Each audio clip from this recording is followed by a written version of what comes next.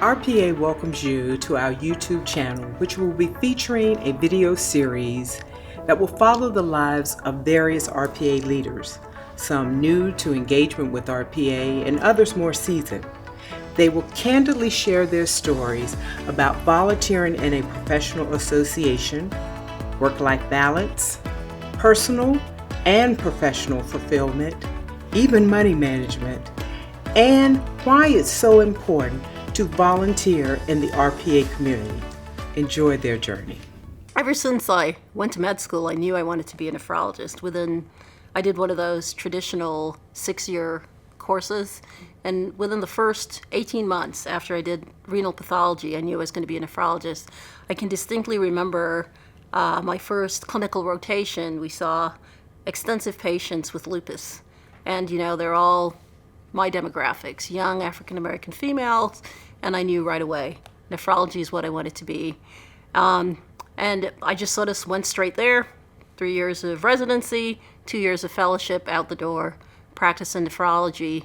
You realize the first 3 to 5 years, it's all about just practicing medicine and getting the hang of nephrology.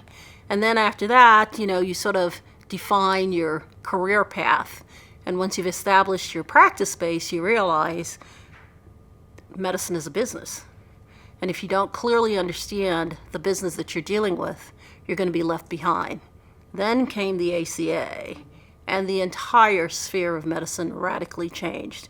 And it was probably at that point, that was probably about 2008, that I realized that you had to be a part of an advocacy group.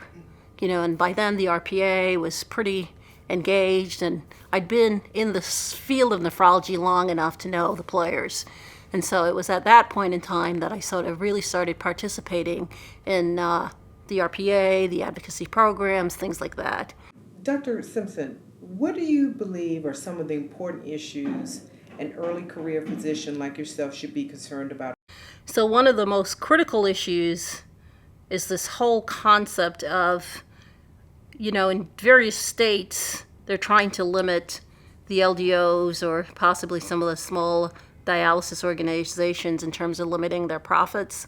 But there's a serious discrepancy in terms of what they're understanding in terms of the expenses that they have to experience. Understanding the business of dialysis is something that the early career nephrologist has got to do. Because no matter what we do, dialysis is still the lifeline for our patients, the vast majority of them, and it's the bread and butter for nephrologists.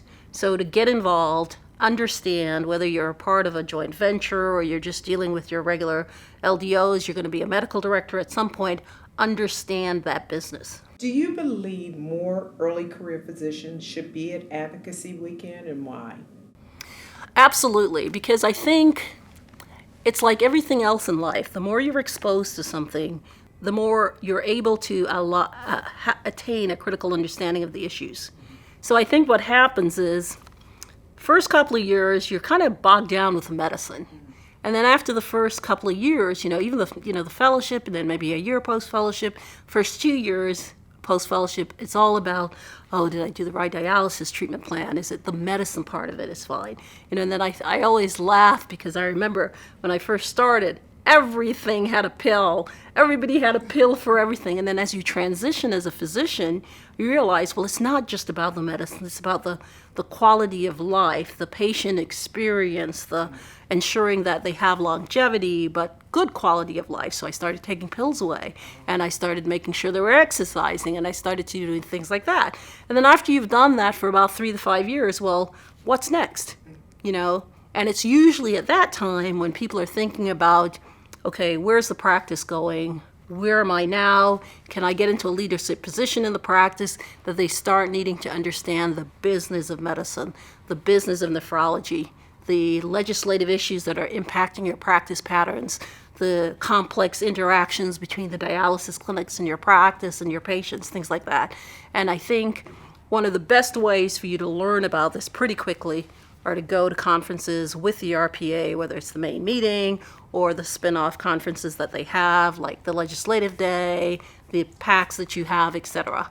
And that's the way to get involved. And of course, it's going to be overwhelming at first, but after 3 to 5 years of hearing Rob say the same thing over and over again, we're making progress, then it kind of you understand the bills more critically, and what things are happening in your business world. How do you find a good balance between your personal life and your professional life in regard to having time to participate in all of your professional associations? So here's what I say. Not a single one of us is going to say, man, when you're laying on that gurney, I wish you spent another day in the hospital. No one's going to do that. So what I do is every 6 to 8 months or so, I restructure my workflow. And as time has passed, you have different priorities. So, you may have, say, young children. I don't have children, but whatever. So in various spheres of your life, you're going to have different priorities. So I use the things that sustain me. So I'm an avid jogger. I love spin classes. My husband's a national park traveler. So I make sure I carve out time for these. And I'm like a super planner, so I can tell you where I'm going to be, here, there, everywhere, well in advance, 6 months, 8 months in advance. And that's what I do. And these are the things that I look forward to. So I don't get bogged down in the daily grind of the things that you might have to do. I make sure that my practice portion, the medicine part, it's all well organized, so I know the time I have available to do the additional things. And then I just do them, so I prioritize. I'm saying RPA, NKF wants me to do X, Y, and Z, my dialysis patient party, things like that. And I plan those out throughout the year period. And I have, everything's pretty well organized. And, you kind of fine tune things as you go along. You may do something one year, another year you might say, okay, that wasn't really sufficiently, advantageous to me, or I didn't quite find it as interesting. And then I might get rid of some things as time passes. But I think you just set your priorities, set your personal priorities so that you're fulfilled in your life, your family, etc. You set your medical priorities for your practice, so you're not constantly worrying about stuff like that. And then you set your, sort of social priorities, etc. So that way you make sure that, you plan things in advance and you can participate in the things that you want to do. I never really get tired of this part of it. Okay. Because I think things are changing so dramatically. I mean, you never know where medicine is going to be at any given point in time. And even in my short career, or not that short career, I've seen so many drastic changes. And the only way for you to keep up with a constant changing environment and understand is by participating, going to these meetings and learning about the revisions of the structures that are existing. So it's kind of, to me, the only way you really learn. I mean, unless you're sort of at that end of your career where you're thinking of just kind of retiring, it's like, why wouldn't you be here engaging and understanding what's going on in the business of nephrology? RPA is a phenomenal organization when it comes to the practice of nephrology, understanding almost every aspect of the practice of nephrology. The business, the medicine, the legislative, every sphere of nephrology. RPA can only strive and build if its members participate in the multiple committees and the support of the programs that they're actually executing. So it's a two-way street in terms of you learning phenomenal amount of data in terms of things that you can translate immediately into improving your practice, but also you can contribute to advocate for the issues that are critical for RPA and its members.